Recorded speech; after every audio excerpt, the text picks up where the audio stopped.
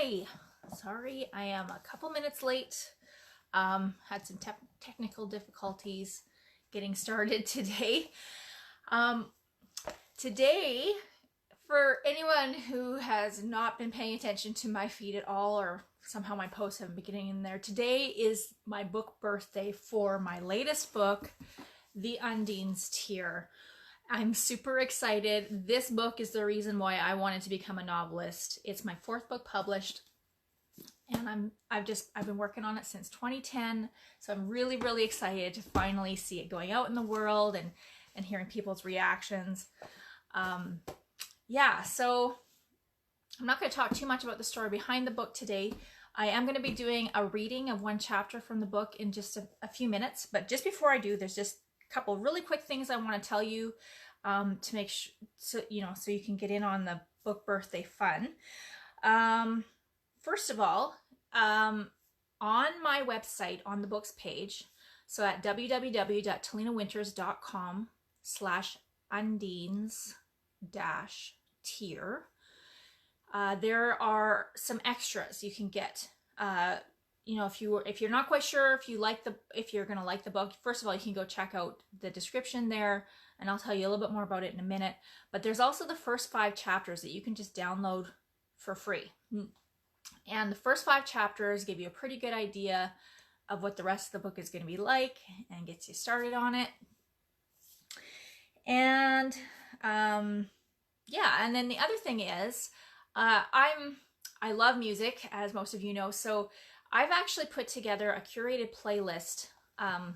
Well, for the last 2 books, well, for Finding Heaven and this book, I've put that out.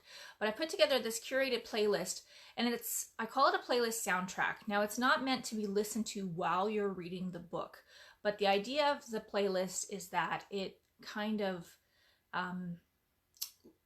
takes you through, like, it represents the characters, it represents the plot. So once you know the story, you can go on the playlist and you can listen through and go, oh yeah, I hear that. I hear what she was representing there, and it's a fun, upbeat playlist for the most part too. So even if you haven't read the book yet, I'm sure you'll find something on there to enjoy. So go to the book page, check that out. The other thing is that there are a couple of giveaways happening today. The first one I want to mention, my awesome, amazing friend Melissa Keister, who she is also an author, fantasy author, and she has written a fantastic book called Eliora, which is about and this is in a secondary world, about a girl who kind of gets caught up in a bad lifestyle, but lots of good things come from it. And she has just blown me away. She's offering a giveaway for anyone who buys my book and also tags or likes my Facebook page, and there's something else. Anyways, but what she's going to do is and I'll tell you where to go in a second. She's going to actually send free copies of her book, free shipping and everything, to 5 people in a draw that she's running over the next week. So go to Melissa's page. It's www.facebook.com/author Melissa Keister, and Keister is spelled Keaster, and you can get in on that draw. Also, I will be posting a giveaway to my Facebook page a little bit later today, probably pretty soon after I'm done the video. And I'm not going to tell you more about it than that right now, but I'm also going to be posting a giveaway. And also, I'm trying something new with this book. I am actually selling copies of the book from my own website. First of all, there's a digital rights management free ebook you can get delivered through BookFunnel, so you can get that directly from me. But I'm also offering copies of both the paperback and the hardcover of The Undine's Tear, signed and personalized if you want. I've tried to keep the shipping low, so you can actually go there and purchase directly from me if you want. Again, that's on my book page at www.talinawinters.com winters.com/Undine's Tier. And the very last thing is that I've also actually already published a standalone prequel to the series. The series is The Rise of the Grigori. Undine's Tier is book number 1 of 3. However, I've got a prequel for one of the main characters in Undine's Tier named Zale, and it's called The Water Boy. And I'm holding up a picture frame of the cover because it's ebook only. It's available for free to my newsletter subscribers. So if you go to my website and you go to contact, you can sign up for my newsletter and it gets sent to you right away and you can enjoy it. It's a great little read, super fun, and Zale is a fun character. So I hope you enjoy that.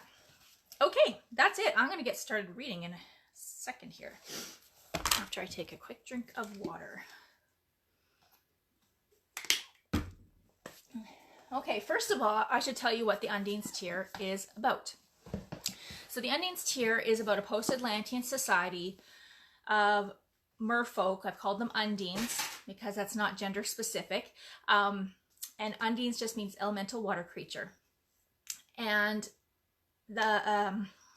what they have to do is they've lost the ability to produce their own males, so they have to capture and enslave human males to survive. And the main character, Calandra, is one of their most powerful healers in 3,000 years. And she is expected to heal the main stone that protects their island. But the problem she has is that all the healers, all the really powerful healers in their history have gone crazy and have caused some really horrible destruction. So she's trying to avoid going crazy, and she's trying to save her people. In the chapter that I'm about to read you, whoops, sorry. Chapter I'm about to read you is chapter 6. Sorry, it's chapter 8.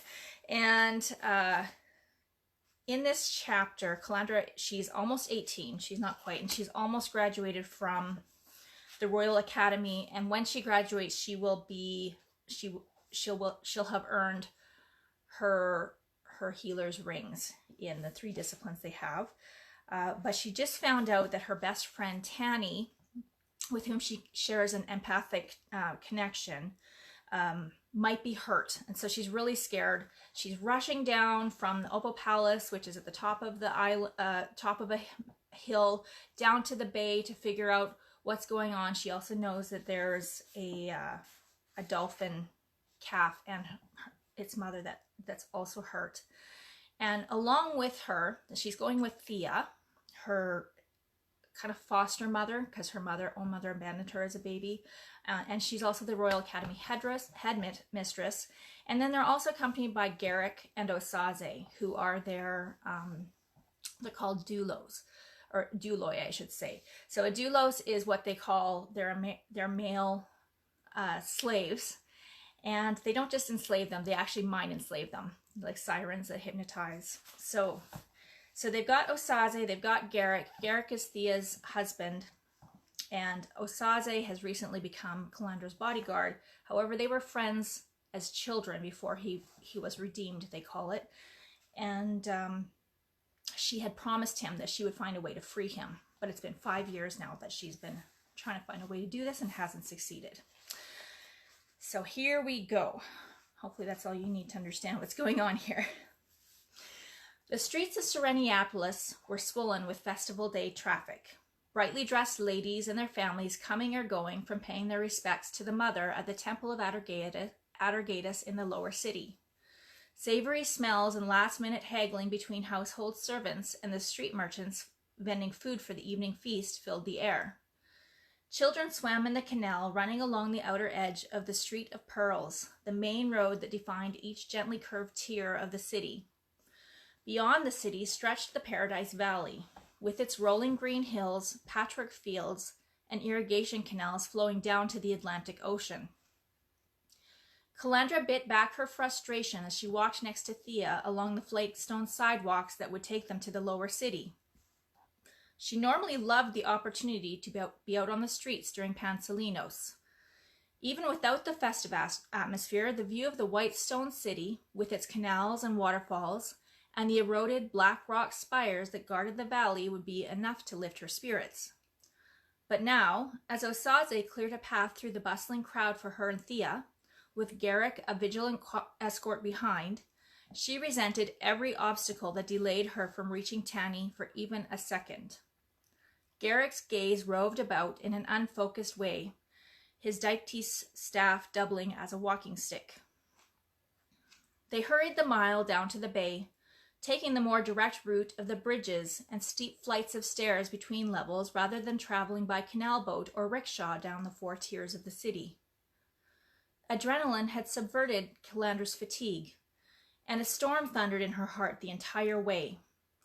Tanny's turbulent emotions, usually something she could notice and keep at a slight distance, like looking at the contents of a clear glass jar on a shelf, were all she could think about. By the time they reached the brick-paved square that hosted both the Court of the Redeemed and the Physic House, Calandra was convinced that Tanny was on death's door. She feared that she would be required to save her friend's life in order to earn her Physic ring, but she didn't think she could do it. If that's what Thea asks of me, Calandra didn't know what she'd do. If Tanny were injured, she couldn't refuse to heal her. She'd hate herself forever. Her pulse raced, and she prayed fervently for the injured siren to be someone else. Then she punished herself mentally. A failure to heal another woman would not be much better than losing Tanny. But if it were someone else, at least she could step aside and delay her Physic trial for another time, letting more experienced and assured hands do what must be done. I forgot to mention that she's recently had some failures, and so it's shaken her confidence. What other time? The Heartstone healing ceremony is in a month. You can't afford to be a coward, Calandra Delphine. There is no time. The security hut in front of the Physic House came into view, and the bands of anxiety around Calandra's lungs tightened. Are you sure I am ready for this, Thea? Thea kept her urgent pace, but tilted her head at her Suraki. How many live cells remained in that fern when you began? Calandra shrugged. I don't know. 1, maybe as many as 5. For a moment, Thea looked stunned. 5 cells? She shook her head. Remarkable. Calandra put a hand on her mentor's arm. A fern is not a rabbit, Descala, and a rabbit is not a person. How dare I try to heal anything greater than a scratched finger if my power could do more harm than good? Thea turned a level gaze toward her student. You have healed many rabbits and other animals too. I have seen you dissolve tumors from chickens, drain abscesses in dogs, clear colic in horses, and even cleanse the sacred fish of parasites. You know what you're doing, Calandra. You have a more acute sense of empathy than anyone I've ever known, your mother included. When you choose to use it. Calandra frowned, but nodded. Thea gave a nod like a judge's gavel and turned to speak to the siren on watch duty. Calandra gazed around to distract herself. Behind them, Osaze and Garrick stood motionless and emotionless, as was to be expected. There were only 2 structures on this street, standing opposite each other across an enormous pounded dirt square with no adornments or gardens of any kind. The square was practically barren now. Most of the fish vendor stalls near the quay had already closed so the merchants could spend the festival with their families. But next month, during the redemption moon, when the new crop of men was harvested, this place would be filled with half the city. On one side, the marble Court of the Redeemed far overshadowed the much plainer Physic House in grandeur. Its frieze depicted scenes that romanticized the commission of Atargatis to redeem men. Marble columns of muscular human men held up the roof on either side of the wide steps. In comparison, the simple straight lines, smooth face, understated moldings, and arched windows of the medical bay built out into the water made it look like a plain, matronly older sister who was too practical and busy to worry about the fripperies of adornment. Romea, the siren singer on watch duty, waved their group through the door into the stone building. Calandra's throat tightened as the moment of truth approached. The interior was cool and with high ceilings and walls of pale stone. Afternoon sunlight angled through large copper-latticed windows along the wall and fell in dappled patches on the double row of empty beds, about 24 in total. A large wooden door in the wall to the right of the entrance hung open, and sounds of splashing came from the water pens in that part of the building. But what drew Calandra was not the sound, but her infallible inner locator, the secret bond she shared with Tanny. She was soon running along the wooden walkway directly to where Tanny swam in a pan with her hands on a dolphin calf, surrounded by bloody water. Another siren whom Calandra didn't know by name was with her, helping her hold the calf still and humming a soothing melody. Tanny! Tanny twisted to look at her, not breaking contact with the calf. Heo's tending to Danai. Help me! A weight lifted from Calandra's heart. Tanny was fine. She ignored the pricking of her conscience that she should not be so relieved by that. Thea had caught up in time to hear Tanny's explanation. She took in the situation with the calf, who was missing a large piece of her side and was barely conscious, in a single glance. Calandra, you help here. I will see what has happened to Danai. Calandra nodded, not even bothering to strip her tunic as she turned and stepped down the ladder into the pen, disturbing the water as little as possible with her entry before changing to ichthys state. Tanny and the other singer moved aside to allow her access to the dolphin's head. They were doing as they had been trained, keeping the injured calf sedated with song. The calf's eyes were glazed, but that was probably from lack of blood, not sedation. Calandra cupped her hands on either side of the dolphin's face. As soon as she touched it, the full extent of the damage hit her in a blast that left her feeling nauseous. Tanny frowned in concern. What's wrong? She's just... Calandra looked at her friend, the void tickling at her mind even more forcefully than earlier. I don't know if I can do this, Tanny. Tanny laid one hand on Calandra's arm. Just do your best. We're here to help. Tell us what to do. Calandra looked at her friend, thinking. Physic healing required earth, water, and air, which she could easily handle, but also spirit, which was the area she struggled with most when healing animals. She'd managed to grasp spirit earlier with the plant, but that healing had required her to use the element very little. This was totally different. What if she couldn't grasp it again, or couldn't maintain control for the full duration of the task? Wait. Since sirens only used spirit, perhaps they could be of use. Calandra nodded and turned her attention to the calf. You, she said to the other woman, support her tail. The singer did as she was instructed. Calandra indicated that Tanny should come support the calf's head, and then she moved to the side where the injuries were the most serious. She looked at the wound with misgiving. Do you know what happened to her? Calandra asked. While the ways of nature were harsh, Undines did not usually interfere when one animal made prey of another. Each species had the right to eat. Humans, said the other siren, the disgust in her voice plain. They didn't even want her. They were after a school of fish, and she and her mother happened to be in the way. Calandra's gut clenched in rage. She frowned and glanced at Osaze, who had taken up position on the walkway, observing her with the detachment of the drugged. She shook her head, pushing away her fears of what he might do when she eventually released him. Would he be the same person she remembered? Or would he have become like the men they worked so hard to protect themselves from? The kind that would kill a dolphin and her calf while fishing and would murder you in your sleep if given the chance. No time for moral questions now. Right now, this baby's life needed saving, and she was the only one here who could do it. I need both of you to keep her calm, just as you have been doing. They nodded, taking up their humming once more. She closed her eyes and gently placed the tips of her fingers on the healthy skin on either side, as close to the wound as possible without causing further pain. Despite the siren's soothing song, she was nearly overwhelmed with the dolphin's panic and pain, and wrestled to regain control for a moment. A cool hand touched her forearm, and the emotional maelstrom subsided. She looked up to see Tanny with one hand on the dolphin's head, the other on Calandra's arm, never stopping the wordless vocalizing that calmed both the animal and herself. Be water, Tanny said, then went back to humming. Calandra gave a brief nod of thanks, then closed her eyes again. This time she could feel the energy of Tanny's spirit added to her own. The Way of Water explained how water could be likened to the energy used to end a conflict or manipulate the elements. Water can be guided, but water can also guide. It can fill a vessel, lift a vessel, or crush a vessel.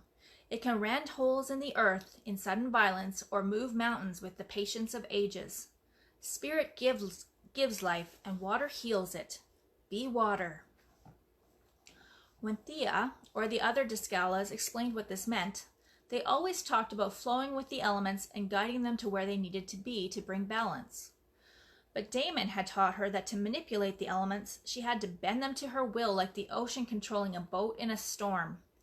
In his time, he said, back in the days of Atlantis, the healers had merely to think about what they wanted, and they could close even the direst of wounds. She desperately wanted to command that kind of power. It made sense that techniques that no one had used in millennia were the only thing that would save her people, and she was determined to master them. She held her breath and reached for the elements. Earth, water, air. Now spirit, the key component she would need to see what she was doing. This time I'll do it. But spirit, the most basic element in the matrix of creation, would not be grasped. Instead, she once again fought the warm darkness that pulled at her senses, a whispered suggestion to release instead of hold. Was it her mind playing tricks on her? Her heart thumped in fear, and the darkness and exhaustion clouded her mind.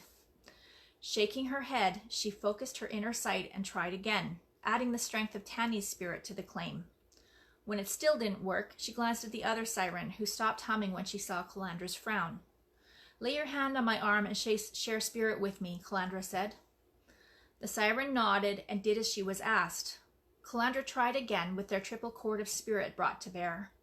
Punching through the confusing darkness, she grabbed hold of the final element she needed, holding onto it with fierce determination.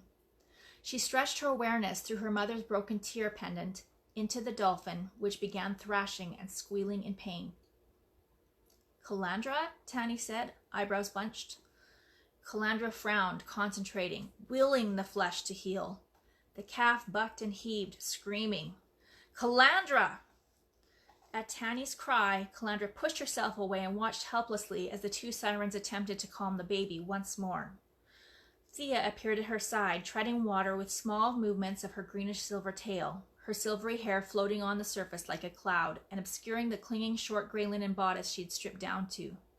She gave Calandra a troubled look, then swam over to the dolphin. Heo appeared on the calf's other side. At Thea's command, the four women placed their hands on the calf and closed their eyes. The dolphin relaxed and went silent. The flesh began to regenerate over the exposed ribs, closing the open wound in minutes. That's enough for now, Heo, said Thea, pulling away. We will heal the rest later. She needs to rest and regain some of her strength. Heo nodded and backed away from the calf, who continued to bob at the surface, eyes drooping closed. Heo asked the two siren women to submit to a cursory examination.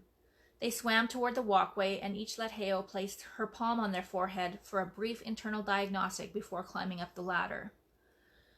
Thea turned her piercing emerald gaze on Calandra.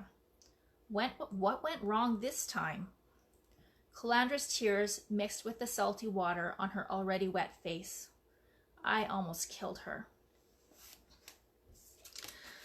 So, thank you so much for joining me for my Facebook live reading of the Undine's Tear.